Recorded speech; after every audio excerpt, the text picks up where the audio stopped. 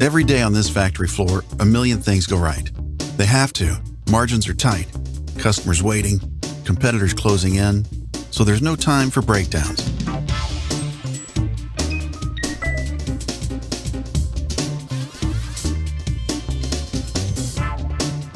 No room for waste.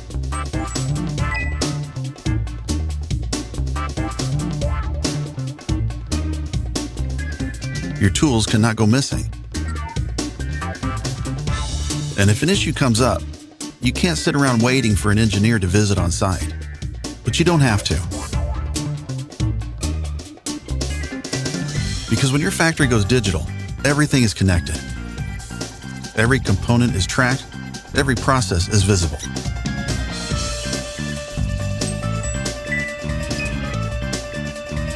And you can cut unplanned downtime, speed changeovers, optimize resources, meet your sustainability goals, accelerate time to market.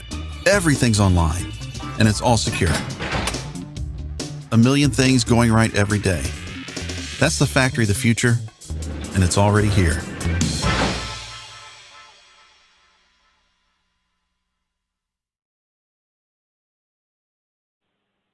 So, Lindsay, thank you so much. A million things going right? It's probably more than a million things.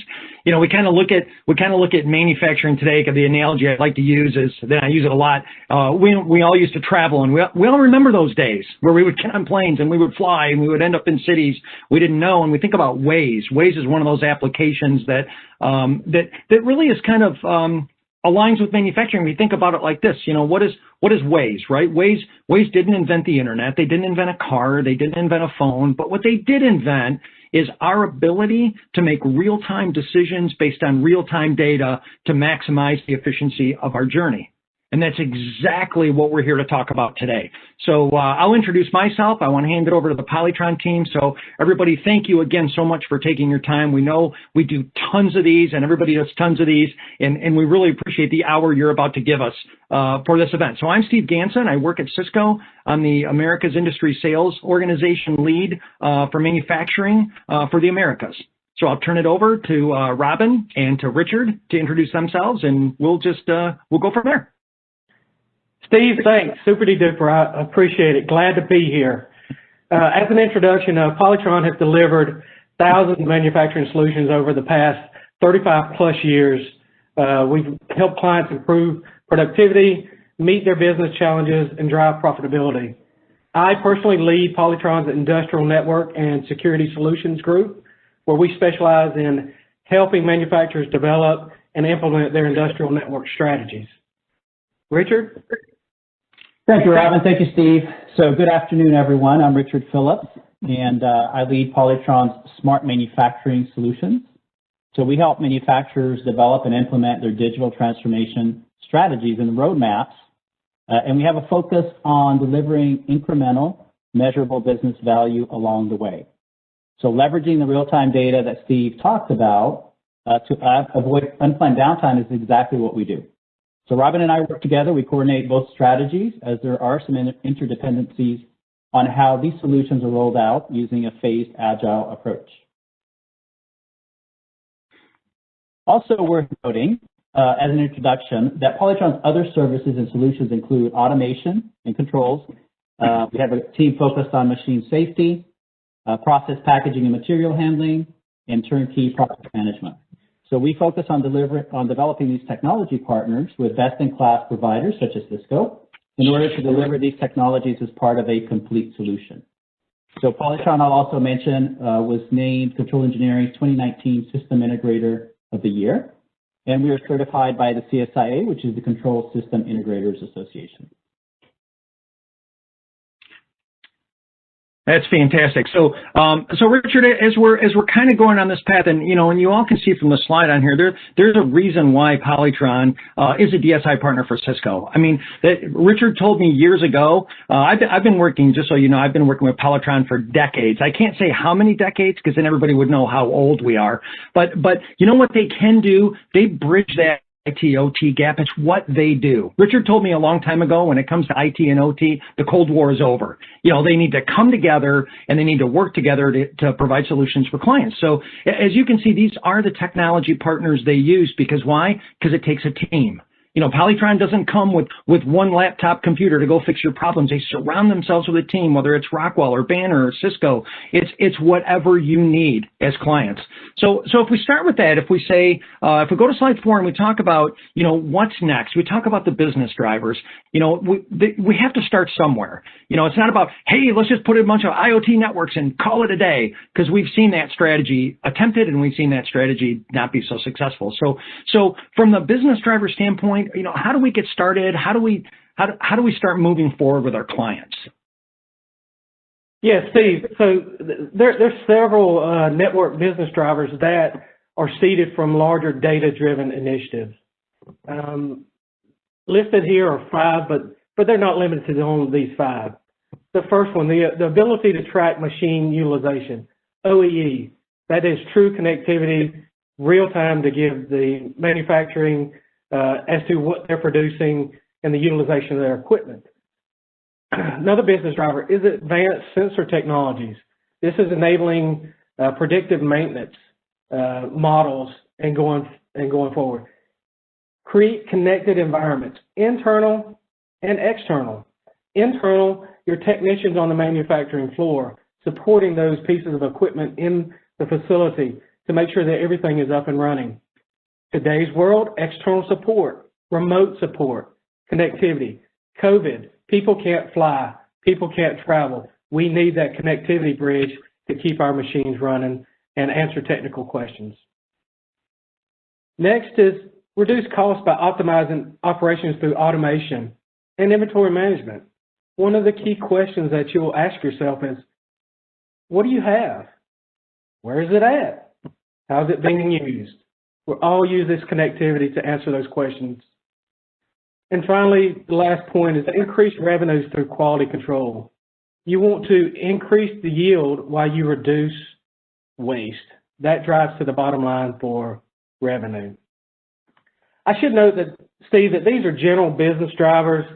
They're dependent on manufacturing data and must have a reliable, secure network to support these requirements.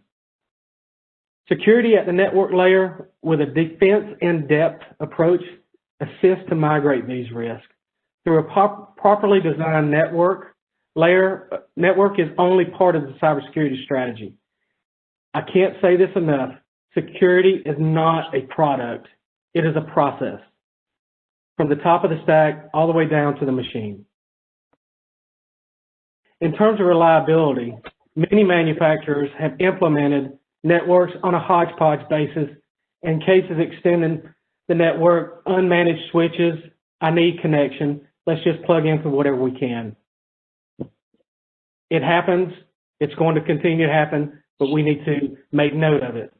This has caused reliability issues on the network, and it's resulted in unplanned downtime as manufacturers try to leverage the networks for more and more automation, manufacturing of critical operations, data collection initiatives. So conducting an assessment on the network and implementing a standard network design and topology helps to ensure higher network reliability, fewer network interruptions that affect production today. Richard, do you have anything to add? Absolutely. Thank you, Robin. So the industrial networks initially installed with all these automation customers we work with, all these manufacturing customers, that were installed many years ago, and they were doing simple automation integration and very simple data collection. They're now becoming a lot more critical as manufacturers are looking to collect and analyze even more and more data, especially as they leverage this Industry 4.0, because they're looking to get greater efficiency and increase throughput, right? That's the main driver. And minimize unplanned downtime, as Steve had mentioned. So the data available from the plant floor has basically increased tremendously in the last decade. So these Industry 4.0 solutions, such as machine learning, finite scheduling is one we commonly deploy, predictive maintenance, which Robin mentioned, just to name a few, they're looking to leverage this data, and a lot of the data, basically to provide insights and analytics to help manufacturers improve their operations. Therefore, the proper design of the network and thus the resulting reliability to design it correctly is now even more important to support this higher data traffic and therefore also the reliance on this data. So in terms of some of the interdependencies I mentioned earlier, implementing a network strategy many times should be coordinated with a smart manufacturing strategy so that you reliably have connectivity to the required assets when they're required as you're doing this phased implementation rollout. So it's interesting, Richard, you talk about the interdependencies, and Robin, you mentioned it as well. It's like, manufacturers are asking themselves, they have to do more with less, right? We have to, analytics has to come to the plant floor, and we have to do a robust, secure IoT network. Why? Because maybe the video expert, the machine builder that's in Italy that's tunneling in to help you with the machine that's in Des Moines, Iowa. It's such a big, complex animal. Oh, no, by the way, security. You couldn't have said that better, Rob. And we'll talk more about security all the way to the machine and then actually inside of the machine. We need to really talk about that. We've seen a lot of attempted and successful hacks lately that have gotten there. So before we go into those details, how do you help customers with that smart manufacturing? Because you can't just jump in the deep end of the pool. So if you could comment on that, that would be awesome. Sure. Thank you, Steve. So we're a consultant and implementer of what we consider best-in-class solutions. So we go out and partner with folks like obviously Cisco and a lot of the other ones that Steve mentioned on one of the earlier slides. So we feel that we're uniquely positioned to help manufacturers as they navigate through really what's a plethora of technologies and solutions that are out in the marketplace. It's very, very confusing. So what solutions should I deploy? Which deliver the greatest value? What technology should I use? What process should I follow, right? So these are just some of the questions that really keep a lot of the manufacturing executives and operational folks up at night. So webinars like this is what we're trying to use to hopefully help demystify some of this confusion. And during that, we share some of our best practices, success stories, and insight into what other manufacturers are doing that we're working with. So over the past several years, we actually have implemented many different technologies and solutions for manufacturers, and we work in many different verticals, many different industries. So some of the manufacturing technologies we're talking about are things like IoT, smart sensors, which are becoming very, very popular now.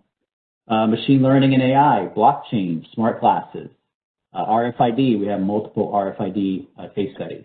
And then this concept of a modern manufacturing operations management platform, to name a few. In the past, MOM platform was a big bang approach. Now it's more of an agile, show the ROI as you go through each phase. So it's a lot more attractive for manufacturers of any size. So these technologies, they're either leveraged individually or in a combination to deliver some of the solutions we talked about. So advanced analytics, performance improvements, how to improve quality, how to measure improved quality, maintenance, inventory, how do I provide scoreboards so I know what's going on, how do I get rid of paper on the plant floor for food and pharma traceability, digital workflow, finite scheduling. So those are just some of the solutions that we see customers interested in and that we're deploying. Richard, that is great insight. I heard a quote the other day. I heard it or read it that, hope is not blind optimism, right? So, and hope is not a strategy. So our clients, they have to start moving forward, and you have to start with what's meaningful to their business, right? The ROI is the biggest rock you need to move. The payback on the investment is the second biggest rock you need to move. Actually, those are the same rocks. So, but I guess my point is, Richard, where have you seen companies really lean into the network to start to derive some of that value and get it out of their system the most? Because that may be some of the starting points for some of our customers attending today. Yeah, perfect. So Steve, that's a great question, and we're definitely seeing a trend in some of these solutions that provide the highest ROI. We recently actually published a blog on this topic, but I'll first mention on the slide that you see there. So that's the proven process that we have. Usually that's what we use as a discussion point for when we start a discovery call with manufacturers who are interested in starting this journey. And each of those sort of represents some areas where we've seen cases fall short, where they fall into this 80% proof of concept purgatory. So this is a great slide to make sure folks follow each of those steps, do it appropriately to help ensure that you're successful. So And like I mentioned, we see many instances of this not being followed, but when it is followed, we do see that there is an ROI. We've seen ROIs within 3 months, 6 months, certainly within a year, if we're able to follow these steps, focus on the business driver, what's the low-hanging fruit, all of those things help deliver that. So here are the top 5 solutions. Smart sensors. So smart sensors are now able to very quickly be deployed, and you can provide fast, cost-effective, real-time insights. So these are wireless, mesh-enabled sensors that, like I mentioned, allow you to collect digital and analog signals. And you can do this in areas where you have not yet extended your network. So you can start showing the ROI and the benefits of getting data, and that'll help fund the network expansion into that area. And what we've seen is this allows all manufacturers, small, large, medium, regardless of their size, to benefit from these types of technologies. And remember, a few sensors with providing just some real-time insights, anything as simple as what's my production count at the beginning, at the end of the line, is able to really provide significant information to help drive manufacturing improvement and then fuel the need for future phases to get even more data insights. So we're seeing a lot of these applications, and we've deployed several of them for OEE, condition-based maintenance, and other solutions. Second one I mentioned earlier, is this concept of a modern manufacturing operations management platform. So the true value, the true power of digital transformation is going to be derived when real-time data and insights are readily available, really from all of your manufacturing, distribution, and supply chain systems. And the key here is it has to be contextualized and actionable insights. And therefore, this is why you need a reliable network. So these modern MOM platforms are now able to deliver much more of their functionality in a single extensible platform with a common user interface, common backend, common configuration, common training. So you don't want to have to go find a technology every time you're looking to deploy a new solution, right? I need maintenance, I need to go find something. I need OE, I need to go find something. I need a scoreboard, I need to go find something. That really pulls you away from the concept of digital transformation. You're going to have this contextualized data. So the third one, condition-based maintenance. We are working with several customers now as they ease into predictive maintenance. They're capturing this so-called low-hanging fruit. So a few wireless vibration sensors on critical assets, such as your motors, gearboxes, et cetera, that are deemed high risk of causing downtime, is a very easy way to start the journey. Finite scheduling is the other one. Many manufacturers have top performing schedulers who manage the complexity of scheduling their operations to minimize changeover, meet demand, and so on and so forth. And that's fantastic, but it's also scary. And because if that person is not there, then you have a big gap. This is the whole tribal knowledge concept.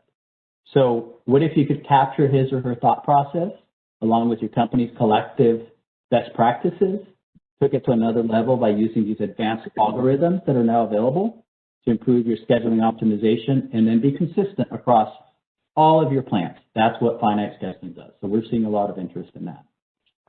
The fifth and last one that I'll mention is RFID. So we've deployed many RFID projects recently in manufacturing. It's really a resurgence of RFID to do quick inventory management, traceability. So we're seeing a lot of interest in that, which is interesting because 20 years ago, RFID became popular, but really the technology, the readers, the cost effectiveness, the tags, those things weren't where they needed to be yet. But with all that said, I cannot stress enough that all of these solutions need to be deployed securely. Actually, Richard, a couple things jumped out on me on that. When you talked about RFID maybe wasn't ready, well, maybe neither were robots. You know, back in the 70s, we think about robots, right? These big giant robots, and everybody was like, oh, they're going to take away jobs. And today, you talked about the tribal knowledge, people retiring. We have what, 10,000 people a day in the U.S. are retiring. We have an aging workforce and a skills gap issue that is widespread across America. So the people that have been on the plant floors, the people that understand the machines, that just because they've been doing it for 30 years, Maybe I'm in front, maybe I'm an operator on a press, and you know what? I can smell that machine, and I can know if a gearbox is failing, right? I'm retiring, so I'm going away. So how do we use analytics to replace that? How do we create that process and try to replicate that? What I love about your slide here is it points right to that, because you start with the business driver. And you go around the circle, because it needs to be a structured process. Otherwise, you're back in pilot purgatory, as we've all been in. But what's really interesting about this, if we all visually drew, a circle around this, we come right back to business drivers. Why? Because that's your next project. We're working with clients who had very difficult sustainability, very difficult time measuring water, like real-time data on water utilization. So we put a full network in their plant to help them do that. Well, guess what? Now that they've seen the benefit of that, they can use that same network to do machine health and preventative maintenance. And all of a sudden, the gears start turning with these guys. I love this slide because it really paints a terrific journey. I may have to steal the slide from you, just so you know. Absolutely. Yeah. So Robin, so here we go, and it's not one size fits all. We hope it's one size fits most, but what's important is that journey starts to build itself out, with each individual customer, because everybody's in a different place on that journey. They may be in a different place on their, different plants are in different places. Where do you see companies that are really leaning into the network to start to differentiate themselves? Absolutely, Steve, and I did want to put up the arrows for you. Thank you. Draw your circle. I love it. Okay. So, Steve, one of the key things is, how do we start? How do we get to that network convergence? Well, one of the key steps towards leveraging the network is, to support the business is to understand, what do you have today? I have visited many clients, and they look at me, and after I ask the question, what's on your network? I don't know. Well, how's everything connected? I don't know. So Polytron conducts an analysis using kind of a roadmap to network solutions approach. And this approach is partially developed using the following steps. First, it's a network assessment. This is comprised of a logical review of all the existing traffic on the network logically, but also one of the more key pieces is the physical side of the network, looking at the cabling practices, enclosures, switching, and things of that nature. Next, we move into creating design plans using industry standards, past project best practices, and also the Cisco validated digital network architects, the Cisco DNAs. From that, we'll move into establishing an implementation schedule. Since the project more than likely would need to be invisible to the plant's not going to shut down for us to install a new network. No, they're going to run in parallel. So we need to establish a schedule and an execution plan to minimize any disruptions to the operations. And we have to constantly adjust that given the demands of production, because they are the ones that pays the bills. After that, we have to review this design plan with all of the manufacturer stakeholders for alignment. Support will be required from all up and down the stack, IT, all the department managers, plant engineering, the control techs on the floor. Everyone, whether they know it or not, has a stake in the network in the manufacturing floor. From that point, executing the design plan, it's a constant feedback between plant operations, stakeholders, and the project development team. And finally, at the end of it, once everything has been installed, we need to do a validation to make sure the health of the network and all the communications of the assets is as designed and as expected. So Polytron's practice is to align this work with the plant's planned downtime to reduce any additional production downtime required. We want to come in, we want to be ghost, install it, validate it, cut it over, walk away, and let everyone be happy. Yeah, Robin, that's actually awesome. Just hang on here for a second. I love the fact that you were talking about the people and the culture and the stakeholders, because I think sometimes that's what gets overlooked. If I'm somebody working in a plant, I mean, if you're working with a customer and all of a sudden there's a full mobility strategy in the plant, why? Because you have to do more with less, because, there's not 500 people to work in the plant anymore. There's 100 people. And, you can't have employees coming in with a full mobility strategy all of a sudden that was deployed last night. And somebody hands me an iPad and says, well, there you go, Steve, go. I mean, so, pulling them with it, the culture's changing, the younger generation that's coming up in manufacturing. That's, our kids had iPhones and iPads in their hands. It seems like since they were like 5 years old, but that's the world we're in right now, is that real time data collection and analytics being done that way. So I love the fact that you want to that you're talking about the culture and the stakeholders on the plant floor. They're as important as the people making the technology decisions, maybe even more. That's right. That's right, Steve. And you'll see on the slide we have a technology transfer and training. We never want to go in and just implement a solution without getting ownership. Mm-hmm. Ownership and technology transfer. We're going to install the right technology, the right solution, the right paths. But if we don't sit down and communicate it with the owners at the end of it and how to maintain, then it will fall on deaf ears. And honestly, you don't have to be a network engineer as long as you get that support mechanism as part of the solution. Mm-hmm. That's great. That's great. We're going to move the conversation a little bit more into security. We touched on it a little bit earlier, but everyone, this is so front and center. This is board level conversations. What's happening in the world of cybersecurity is just kind of unprecedented right now. But keep in mind, when we talk about cyber attacks and they're attacking your supply chain and attacking your plants and attacking your machines, this has been happening long before pandemics. This has been, manufacturing is still the #1 most targeted industry for cyber attacks. Why is that? Because, at the end of the day, time equals money. And the plant floors have been charged with what? Making things.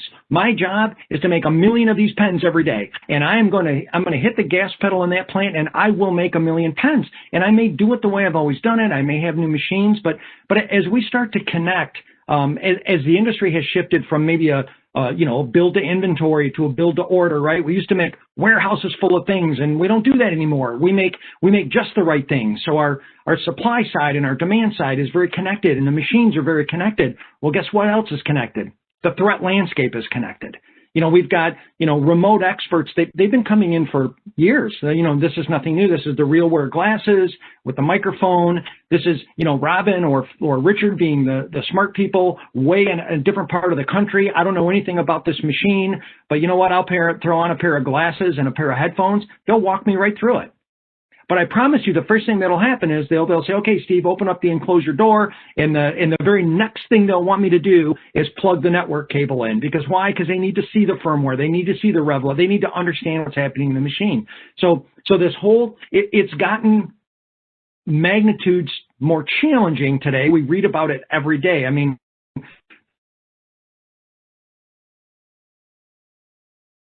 cyber criminals. Let's think about, and we're going to talk about this a little bit, all the way to the machine. We've seen social scraping, I think they call it, where they're targeting individuals at companies, offering them. Not that long ago, there was an automotive company in Northern California. The FBI arrested the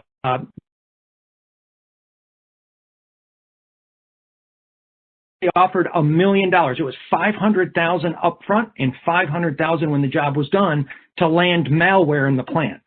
So they're not just attacking yourcompany.com, because why? You've probably done a very good job there. Where they are attacking is from the bottom up. They're attacking your most disgruntled worker, the person who didn't get the pay raise, the person who got overlooked for a promotion. How are we guarding against that? We need to think about the intrusion, the detection. So what is your viewpoint on that, Robin, around cybersecurity all the way to the cement floor, or maybe starting at the cement floor? Yeah, you're absolutely right, Steve. Today, the vectors are increasing exponential with the number of assets being connected on the manufacturing floor to the increased number of users that are getting access to the network. So from the concrete space, the manufacturing floor, to support smart manufacturing initiatives, we need connectivity all the way up. That connectivity means plugging up assets to the network, having remote support come in, as we talked about before. And as you just said, we want to know about that machine so we can build up those data sets to feed into the business initiative of a smart manufacturing model. Here's an interesting fact. Today's networks, we know they're under constant attack. You can flip on the news and you'll see another attack. Whether it be from outside sources, a state-sponsored hack society, or inside sources. Steve, as you mentioned, that maybe you got an employee that didn't get the promotion he wanted, and next thing you know, he opened up the floodgates. Some are known, and some are unknown. So firewalls, let's put it, they're a thing of the past. We really need to look down the road on that. Current data that's available suggests that the dwell time of an attack is 56 days. Let me put a pause right there. 56 days. This means that the attacker has been on the network for 56 days before being detected. That's a long time. For that person, they could go in and wreak havoc on your network. They could plant bugs. And more than likely, they're going to sell that portal to other malicious attackers for whatever purpose they may want. So one person is going to say, well, how do I find out the identity of the attacker once I found out? Well, generally, most people don't have enough data for the forensic to catch the attacker after the fact, right? So we need to look at putting in network monitoring tools along with some deep packet inspection appliances that offer that invaluable information when you're looking at this type of investigation.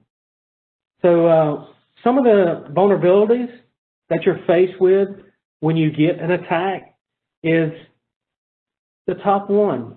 They'll shut down your facility and wreak havoc and cause where you cannot make any product. Second one, worker safety is compromised. A piece of equipment can be running out of spec, endangering the employee's safety because of an attacker. System capabilities, held for ransom for payment, malware. Steve, you just mentioned it, and it's not uncommon, and it goes all the way from, like you said, automotives into healthcare, into government and city and state facilities. Intellectual property, the theft of it, all your IP out the door. We see this right now on the news where throughout the supply chain for COVID, manufacturing and supply chain initiatives are constantly being attacked today to try to get in to see those IPs. So again, the defense in depth approach is fundamental in securing the network. Again, I say security is not a process, it's a centralized system of governance. Now, Polytron can be instrumental in connecting the company's manufacturing assets with an in-depth knowledge of computers, machines, industrial controllers, IP address management for the industrial network, and deploying these data collection solutions. Polytron's background in cyber protection can give confidence to manufacturers that they will provide an outcome necessary for success. Polytron generally establishes a strategic team focus to ensure the customer's goal of cybersecurity. The team might use collaboration tools to keep real-time communications across multiple sites, being flexible in the schedule, cohesive team approach. We want to make sure that everyone is saying the same thing, whether it's one site or many sites across the network. Systematic, manageable deployment. This is whether you're rolling out new equipment, connecting new assets, provisioning, new hardware, patching, AV updates. You want to make sure you have a systematic, manageable deployment approach. Steve?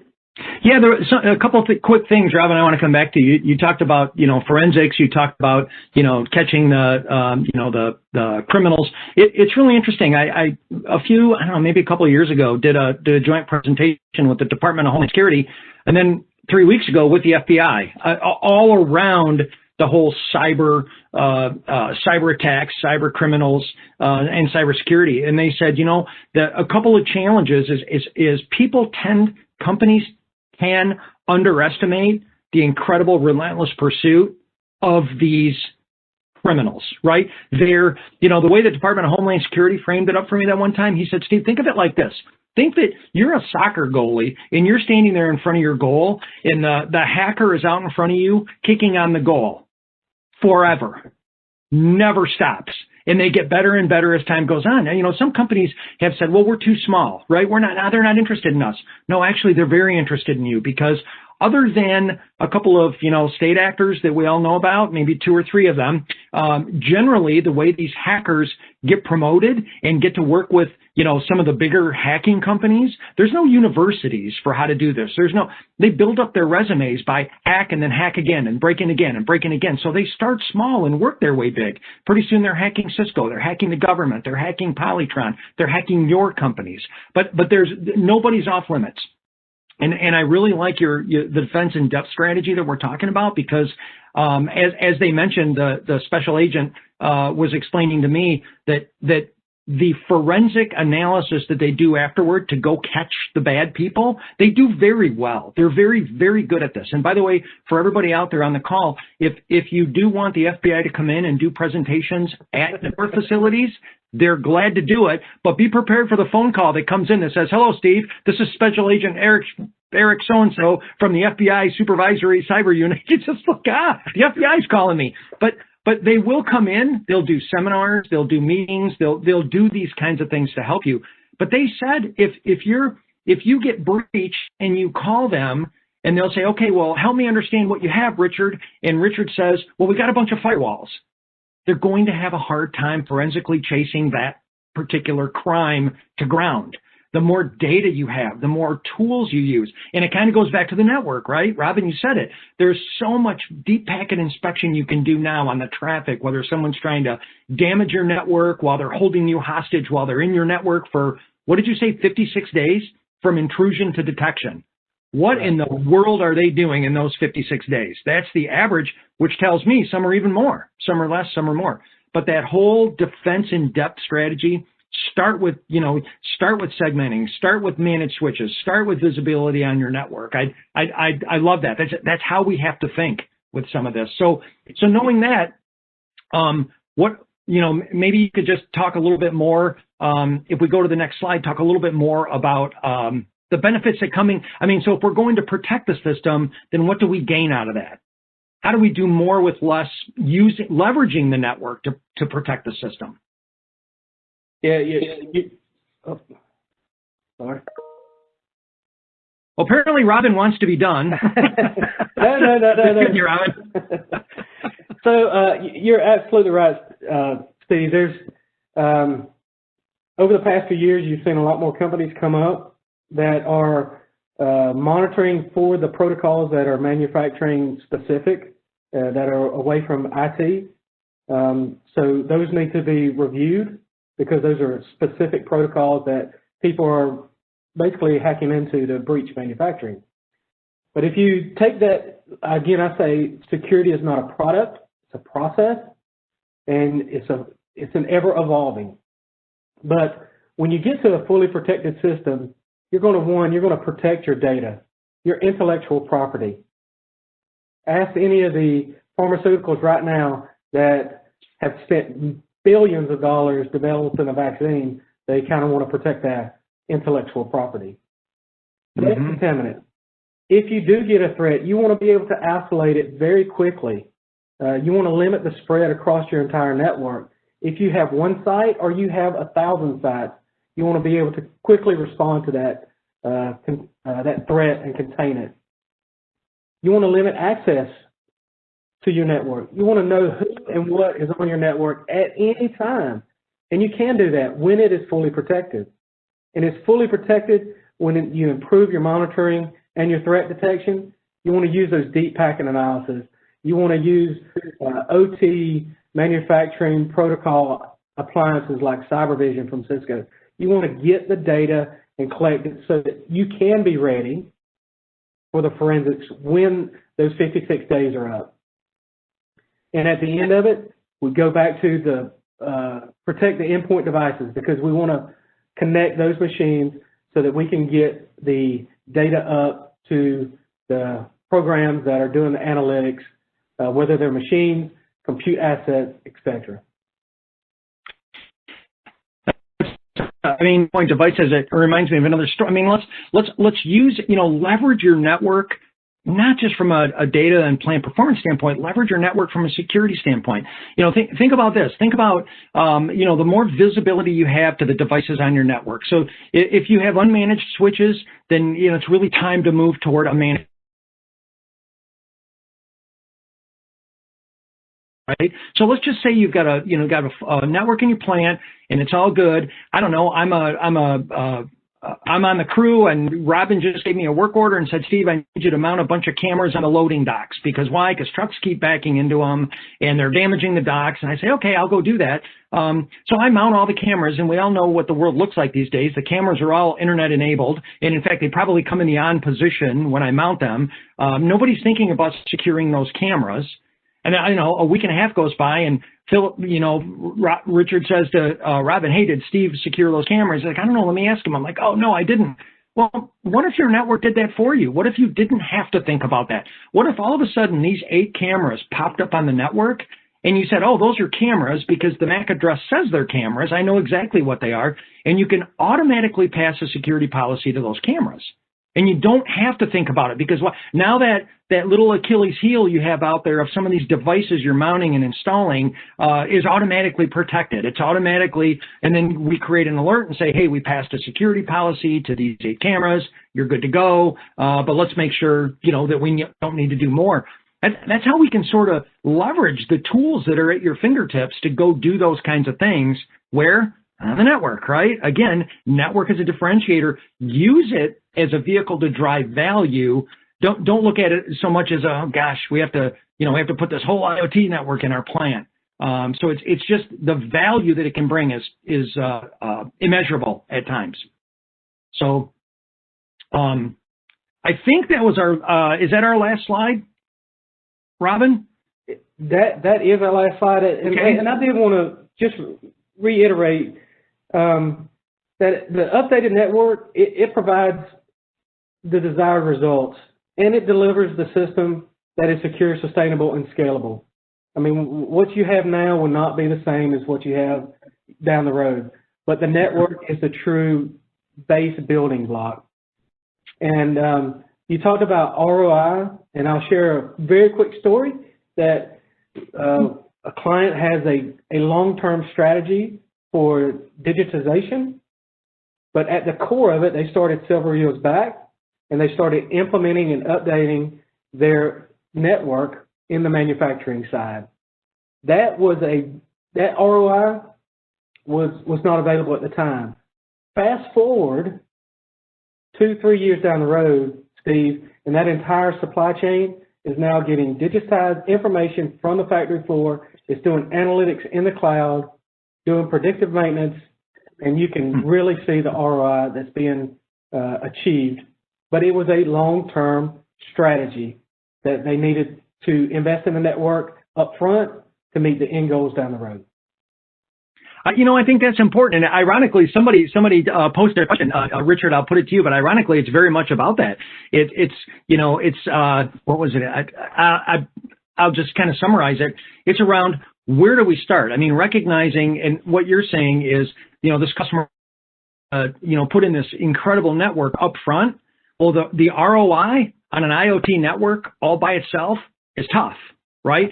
It's what you do with that network that drives the value. where do you guys see, how do you help a customer get started? Because they see this big investment in front of them, you know, it could be $1 million. It just depends on their plans. How do you get them beyond that to get to where you're talking about, Robin, where that customer started to pull value?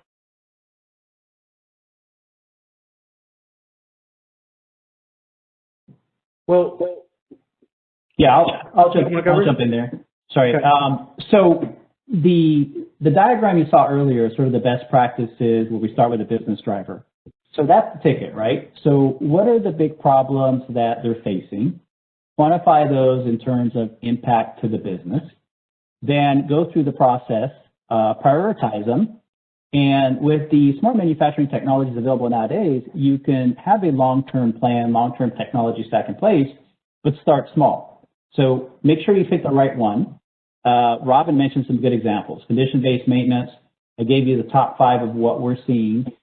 Most folks will find a very fast ROI. I'm talking about less than a year. We had an example where it was less than 6 months on their first phase. So if you do the first part right, you will get an ROI. That's going to fuel all the other future phases.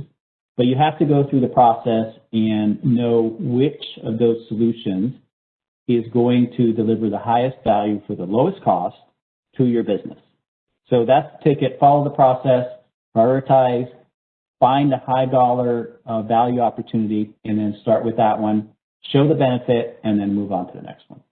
That's perfect. It's just all around ROI. Sometimes the hardest part is identifying that project, right? What is, where will I get that first bit of ROI so I can, drive it forward? I wanted to mention everybody listening as well. There was a report I read, and you could look it up.